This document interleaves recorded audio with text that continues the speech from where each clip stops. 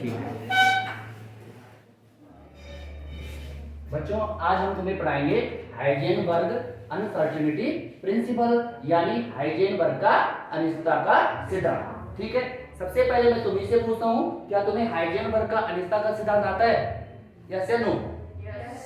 घड़ी मार दो बीच में, आता है ना?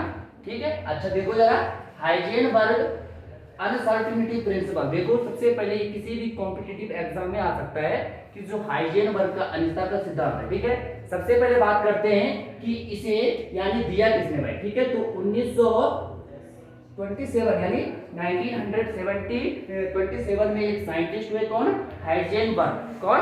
हाइजेनबर्ग। और हाइजेनबर्ग ने क्या करा था? सबसे पहले एक इक्वेशन थी या एक हाइपोथेसिस थी, किसकी? डी ब्रॉगली की। किसकी? De Broglie. ठीक है, सबसे पहले हम जानते हैं कि जो लाइट होती है, क्या होती है? लाइट। जो ये लाइट है या जिसे हम रेडिएशन कहते हैं, क्या कहते हैं? रेडिएशन। या जो इलेक्ट्रोमैग्नेटिक रेडिएशन होती है, क्या होती है? Electromagnetic radiation. वो किस फॉर्म में होती है? हमेशा वेव फॉर्म में। किस फॉर्म में होती है? वेव फॉर्म में, यानी तरंग के फॉर्म में। किस फॉर्म में होती है? तरंग के फॉर्म में। ठीक, उसी प्रकार जो इलेक्ट्रॉन्स होते हैं, क्या होते हैं? इलेक्ट्रॉन।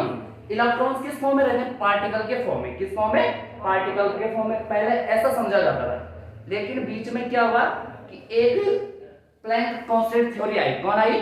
प्लैंक एक साइंटिस्ट थे, उन्होंने थ्योरी दी प्लैंक कांस्टेंट थ्योरी। और उस थ्योरी और उसके बाद एक थ्योरी आई थी कॉम्पटन थ्योरी। कौन सी?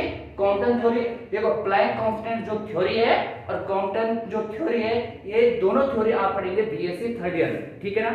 उसमें तुम्हें बताया जाएगा कि जिस प्रकार पहले लाइट को हम वेव मानते थे, उन दोनों थ्योरी से प्रूफ हो जाएगा कि कहीं ना कहीं जो लाइट होती है, जो रेडिएशन होती है, उसमें कौन सा नेचर होता है? पार्टिकल नेचर होता है। कौन सा नेचर होता है? पार्टिकल नेचर होता है। वहां पे कंप्लीट स्टडी मिलेगी तुम्हें कि कैसे उसमें पार्टिकल नेचर होती है। फोटो इलेक्ट्रिक इफेक्ट होगा। कौन सा इफेक्ट?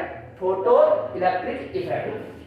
ठीक है, उसी प्रकार जो इलेक्ट्रॉन्स होते हैं, इलेक्ट्रॉन्स में पार्टिकल नेचर तो होता ही होता है, उसके साथ साथ उसमें वेव नेचर भी होता है। ऐसा बताया था डी ब्रॉगली ने। किसने? डी ब्रॉगली ने।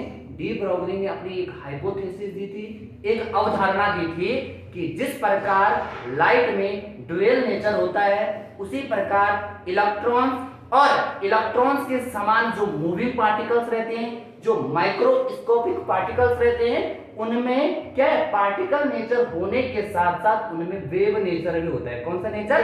वेव नेचर भी होता है। अब बताओ, इलेक्ट्रॉन्स और इलेक्ट्रॉन्स के समान जितने भी मूविंग पार्टिकल होते हैं, उनमें क्या है? वेव नेचर भी है, पार्टिकल नेचर भी। इट मींस दैट ये क्या है? दोनों नेचर शो कर रहे हैं, यानी ये क्या है? ड्यूअल नेचर शो कर रहे हैं। कैसा नेचर शो कर रहे हैं? Dual nature.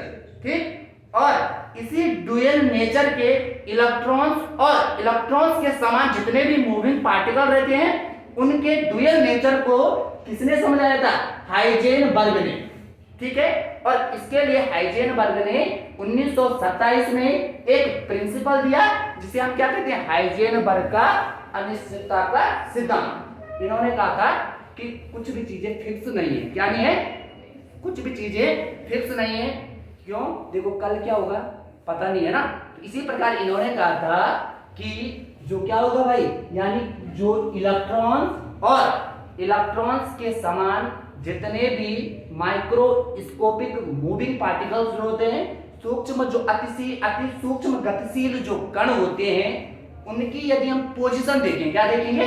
पोजीशन, यानी उनकी यदि हम स्थिति देखें और पोजीशन के साथ साथ यदि हम उनका संवेग देखें, क्या देखेंगे?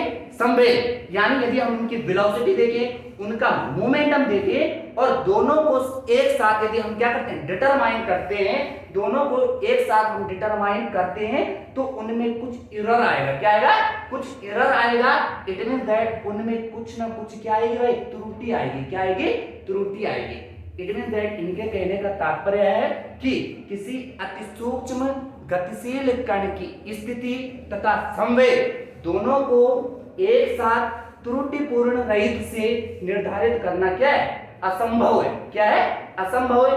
यदि हम क्या है? किसी कारणवश यदि हम क्या है? संवेग को यदि हम सही सही माप भी लेते हैं, तो उतनी ही अनिश्चितता किसमें आएगी भाई? किसमें आएगी? पोजीशन में आएगी। किसमें आएगी? पोजीशन में, देखो मैं चल रहा हूँ कहीं पे, ठीक है, तो उस समय देखो मैं तो मूविंग पार्ट यानी कैसा माइक्रोस्कोपिक पार्टिकल हूँ नहीं, ठीक है ना, तो मेरी स्थिति भी पता चल सकती है और मेरा मोमेंटम भी पता चल सकता है। लेकिन जो इलेक्ट्रॉन्स और इलेक्ट्रॉन्स के समान जितने भी मूविंग पार्टिकल्स जो होंगे उनकी यदि हम स्थिति देखें यानी उनकी यदि हम पोजीशन देखें, क्या देखें बच्चों, पोजीशन देखें, और उनकी यदि मोमेंटम देखें तो उसमें कुछ ना कुछ एरर आएगा। क्या आएगा? एरर, या उसमें कुछ ना कुछ अनिश्चितता आएगी। और यही सिद्धांत किसका था? हाइजेनबर्ग का। किसका? हाइजेनबर्ग का, ठीक है ना। और ये तुम्हें बीएससी थर्ड ईयर में भी मिलेगा, ठीक है, यहीं पे इसे सही ढंग से पढ़ लो। देखो जरा, यदि क्या है किसी भी मूविंग पार्टिकल्स या माइक्रोस्कोपिक पार्टिकल्स की यदि हम देखें किसमें, पोजीशन में एरर, क्या देखें, पोजीशन, या उसे कहते हैं स्थिति में, क्या देखेंगे, स्थिति में अनिश्चितता। माना कि कोई हमारा मूविंग पार्टिकल है और उसकी स्थिति में जो अनिश्चितता होगी या जो एरर होगा, क्या होगा, एरर जो होगा, माना वो क्या है, डेल एक्स है। क्या है? डेल एक्स है। कोई मूविंग पार्टिकल था और उसकी यदि हम क्या देखें भाई, उसकी यदि पोजीशन देखें, एक्चुअली में उसकी यदि हम पोजीशन देखें तो उसमें क्या है, कितने की अनिश्चितता है, माना डेल एक्स की, और उसकी जो उसका जो संवेग होगा, क्या होगा, संवेग जो होगा, या उसका जो मोमेंटम होगा, मोमेंटम में माना उसका एरर आ रहा है कितना, डेल पी, ठीक है। जो मोमेंटम होता है उसको हम किससे डिनोट करते हैं, पी से डिनोट करेंगे। तो मैंने लिखा कि किसी भी मूविंग जो माइक्रोस्कोपिक मूविंग पार्टिकल है उसकी जो पोजीशन है उसमें एरर है माना डेल एक्स। क्या है? डेल एक्स, ठीक है। और संवेग जो उसका मोमेंटम है उसमें जो एरर है वो कितना है, डेल पी। कितना है? जोर से बोलो ना, कितना है, डेल पी, ठीक है।